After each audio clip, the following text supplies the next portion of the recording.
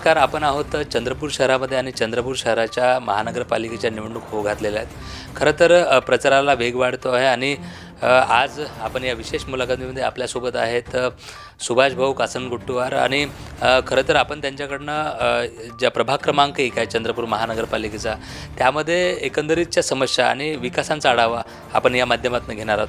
भाऊ नमस्कार. भाऊ काय सांगाल, कारण आता प्रचाराला वेग वाढला आहे, बिगुल वाजला आहे आणि आपण प्रभागामध्ये फिरतात. खरं तर काय नेमका इतिहास आहे इथला, म्हणजे इथे कुठली समस्या होती आणि आपण आता जे पुढे आपण निवडून येणार तर कुठल्या समस्यांना प्राथमिकता द्या? हा अत्यंत दुर्लक्षित प्रभाग होता. आज मी नगरसेवक होतो त्याला पावणे 9 वर्ष पूर्ण कंप्लीट झाले. या प्रभागात रोड नाही, नाल्या नाही, पिण्याचं पाणीसुद्धा नाही. ST वर्षापासून तर वैद्यनगरपर्यंत वॉटर डिस्ट्रीब्युशन लाईनसुद्धा नव्हती आणि नेहमी टँकर पुरवायचो आम्ही.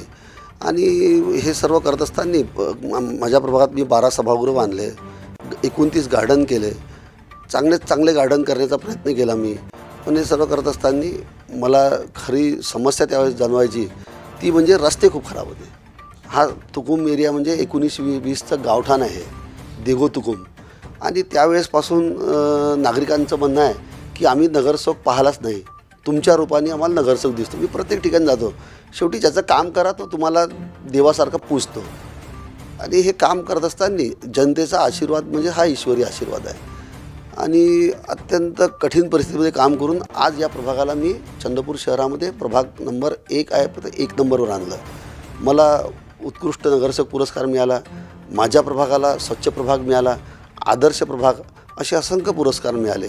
आणि स्वच्छतेमध्ये आज संपूर्ण महानगरामध्ये सर्वात स्वच्छ प्रभाग कोणता असेल तर माझा प्रभाग आहे, मी हक्काने सांगतो. आणि त्यावेळेस आम्ही कंपोस्टचं काम केलं, 2000 घरांमध्ये कंपोस्ट बनवलं. सॅग्रिगेशन, प्रत्येक घरामध्ये ओला कचरा सुका कचरा वेगळा करणे, हे सुरुवात झाली चंद्रपूर महानगरामध्ये ही माझ्या प्रभागापासून. असं करता करता आज जनतेला मत मागायलासुद्धा आलो.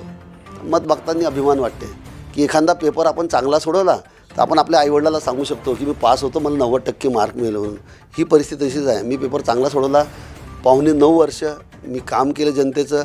आज मलाही वाटते की मी या निवडणुकीमध्ये या माझ्या जनतेच्या आशीर्वादाने मला विजय मिळेल, असं या जनतेच्या आशीर्वादामुळे मी म्हणू शकतो. आज जो हा प्रभाग आहे तो एकंदरीत म्हणजे इथे विविध म्हणजे जिल्ह्यामधनं देखील तरुणी इथे शिक्षणासाठी येतात. इथे लगत जिल्हा स्टेडियम देखील आहे. इथे अनेक विद्यार्थी देखील वावरतात. यासाठी मग वाचनालय असेल, आजकाल मुलं मोबाईलमध्ये गुरफटलेले आहेत. अशा लोकांना ग्राउंडमध्ये खेळण्याची व्यवस्था असेल किंवा पिण्याचेसुद्धा आपण जसं सांगितलं की अनेक विकासाभूमिक कामं आपण केलेले आहेत. अशा कुठल्या समस्या राहून गेल्या आहेत किंवा कुठल्या समस्या प्रामुख्याने आता पुढे आपण करणार आहात? कारण महानगरपालिकेच्या जनसामान्यांना प्रमाणपत्रासाठी खूप त्रास सहन करावा लागतो. मग इन्कम टॅक्स काढायचं असेल किंवा राशन कार्डच्या गोष्टी असतील, अशा विविध प्रमाणपत्र महानगरपालिकेकडनं घ्यावं लागतात. अशा वेळेस त्यांना अडचणी होतात किंवा रोजगाराच्या संदर्भानं काही आपण उपाययोजना पुढे करणार आहात का? किंवा असं काय वाटतं की आपण आता पुढील 5 वर्षांमध्ये आपण या प्रभागाला अधिक कुठल्या उच्चांक आपण गाठणार? मी असा नगरसेवक आहे, मला अभिमान आहे की माझं कार्यालय जनसंपर्क कार्यालय 12 तास उघडं असते. दिवसभर कोणी झेरॉक्स काढायला आला, कोणाला पत्र पाहिजे, संजय गांधी निरा योजना, राष्ट्रीय उद्योजक श्रावणबाळ योजना, बांधकाम कामगार रेशन कार्ड, अशा असंख्य योजना दिवसभर माझ्या ऑफिसला होते. तुम्ही मला विद्यार्थ्यांबद्दल बोलले. इथले लोकप्रिय आमदार आदरणीय किशोरभाऊ जोरगेवार यांच्या माध्यमातून माझ्या वार्डामध्ये मी अभ्यासिका सुरू केली. लोकप्रिय आमदार आदरणीय सुधीरभाऊ मुनगंटीवार, हंसराज अहिर यांनी नेहमी मला प्रेम दिलं. यांच्या माध्यमातून विकास करण्याचा मी प्रयत्न केला. चैतन्य ज्येष्ठ नागरिक संघाचं सभागृह बांधलं, स्वामी समर्थ ज्येष्ठ नागरिक सभागृह या प्रभागात बांधलं आपण. गुरुदेव सेवा मंडळाचे 4 सभागृह बांधले आहेत. या 4 सभागृहामध्ये प्रार्थना होते. 26 योगा शेड केले जिथे योग शिबिर होते. आज भारत स्वाभिमानचा वाढदिवस आहे. जिल्ह्याचे 2 मोठे प्रोग्राम माझ्या प्रभागात झाले, हा माझा अभिमान आहे. पतंजली महिला योग समिती, पतंजली भारत स्वाभिमान दोन्हीचे जिल्ह्याचे कार्यक्रम माझ्या प्रभागामध्ये झाले. चंद्रपूर शहरामध्ये 17 प्रभाग आहे, बाकी ठिकाणी व्हायला पाहिजे होते. पण शेवटी हे करत असताना विद्यार्थ्यांसाठी सुद्धा भविष्यामध्ये महानगरपालिका म्हणून काही केलं पाहिजे.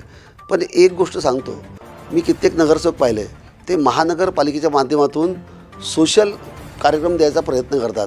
महानगरपालिका ही समाज कल्याण डिपार्टमेंट नाही आहे. विश्वरत्न डॉक्टर बाबासाहेब आंबेडकरांनी घटनेमध्ये एक शहराचा विकास कसा व्हावा, शहराचं रूप चांगलं कसं व्हावं याकरता महानगरपालिकेची स्थापना केलेली आहे. महानगरपालिकेच्या माध्यमातून आपण विकासाकरता अंतिम माणसापर्यंत पोहोचलं पाहिजे, ही विश्वरत्न डॉक्टर बाबासाहेब आंबेडकरांची संकल्पना ही मी पूर्ण करण्याचा प्रयत्न करत आहे. नक्कीच भाऊ, लोकराज्य टी व्हीच्या माध्यमातून आम्ही सगळ्या चंद्रपूर महानगरपालिकेत प्रभागामध्ये फिरतो आहोत आणि आता प्रचारादरम्यान आम्ही सगळ्या प्रभागामध्ये जाणार आहोत. तिथल्या समस्या त्यांच्याकडनं जाणून घेत आपल्यासारख्या नेत्यांपुढे त्या समस्या ठेवाव्यात आणि त्या समस्याचं निराकरण व्हावं असा आमचा हेतू आहे. शेवटी या नागरिकांना, कारण या संपूर्ण प्रचारादरम्यान आपल्याशी देखील आम्ही संवाद साधणारच आहोत, या विशेष मुलाखतीत या नागरिकांना किंवा इथल्या मतदारांना आपण काय आवाहन करणार आहात? सर्वप्रथम तर लोकराज्य टी व्ही न्यूजला मी धन्यवाद देतो की तुम्ही माझ्यासारख्या छोट्या कार्यकर्त्याकडे आले आणि मला विचारलं की आपलं काय व्हिजन आहे म्हणून. भविष्यामध्ये या प्रभागातील 100% नाल्या मी भूमिगत करणार. मग 100% नाल्या भूमिगत करताना फक्त 30% नाल्या राहिल्या आहे आणि वार्डाचा विकास करेल, जनतेचे मन जोडेल. नगरसेवक म्हणजे त्याचं हे सुद्धा काम आहे की समाजाला कुठेतरी चांगल्या दर्जाचं योगा शिक्षण द्यायला पाहिजे आणि समाजातल्या नागरिकांचं मन जोडलं पाहिजे. यानंतर या प्रभागाचा सर्वांगीण विकास करण्याकरता मी पूर्ण शर्तीने प्रयत्न करेल आणि लोकराज्य टी व्ही न्यूजला मी धन्यवाद देतो की तुम्ही माझ्यासारख्या लहान व्यक्तीची सुद्धा मुलाखत घेतली.